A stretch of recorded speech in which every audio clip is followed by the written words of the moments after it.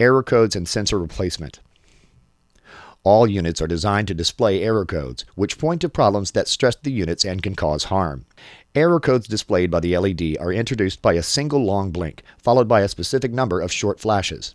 One of the most common error codes is a long flash followed by 8 short flashes. It's caused by a sensor error.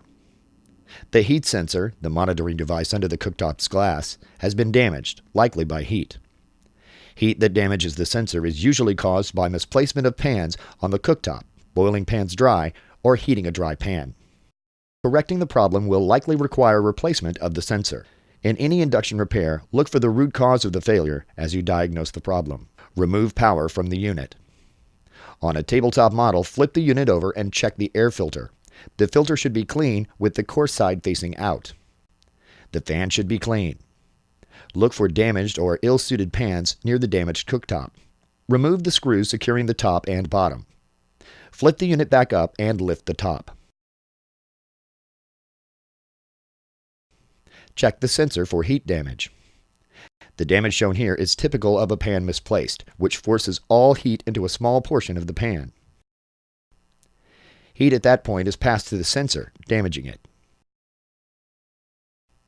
This one obviously requires replacing. Remove the harness connecting the sensor to the assembly. Pull the plug, not wires. Remove the screws securing the sensor assembly. Lift the assembly and remove the coil connections. Be attentive to the placement of the coil connections. There's a positive and negative position.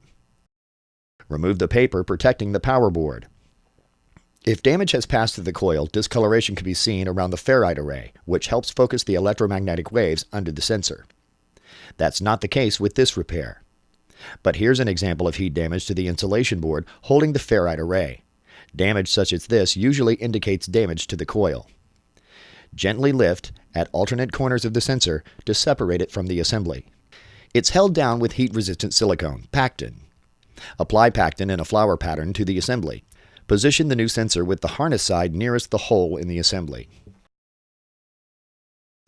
Reposition the protective paper over the power board and reattach the coil wire assembly, being attentive to the positive and negative positions. Don't tighten the terminals into solder traces of a different connection on the board.